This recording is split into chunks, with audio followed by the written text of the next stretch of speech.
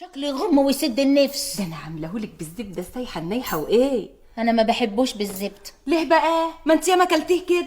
انا خلاص دلوقتي ما بطيقش الزبده.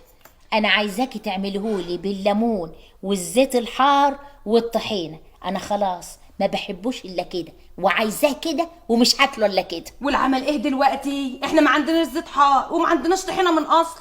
طب وما جبتش زيت حار وطحينه ليه يا شملوله؟ ما هي السرجه تحتينا ولا رجلك عليهم نقش الحنه؟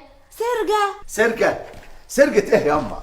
ما السرجة خلاص راحت ومشيت من زمان. راحت من امتى؟ من سنين ياما، انت ما تعرفيش. وهي اللي قاعده قعدتي دي هتعرف اي حاجه؟ منك لله يا اللي تنشكي، رايحه جايه طول النهار في الحاره وعارفه اللي قفل واللي فتح، مش تقولي لي ولا تسيبيني كده على عمايه؟ والنبي قلت لك انها قفلت من زمان، وقلت لك الكلام ده اكتر من 10 مرات كمان. ايه هي اكتر من 10 مرات؟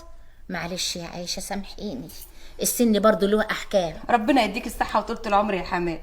النبي يا عيوشه كلامك زي العسل بينقط سكر. طب يلا بقى يا غالية، مدي ايدك وكلي بالهنا والشفا.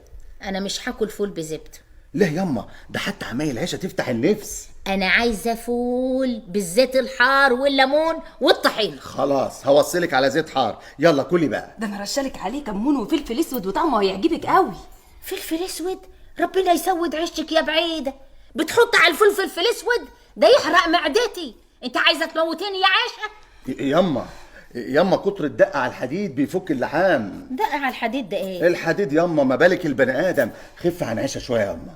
انا بقول لها كده عشان ما تتمرعش، اصلها عينها قادره ويتفات لها بلاد. عيشة؟ ايوه عيشه، عيشه يا مدهول اللي خليتك دلدول. خلاص ياما، انا همشي بقى. لا ومش هتفطر يا ضنايا؟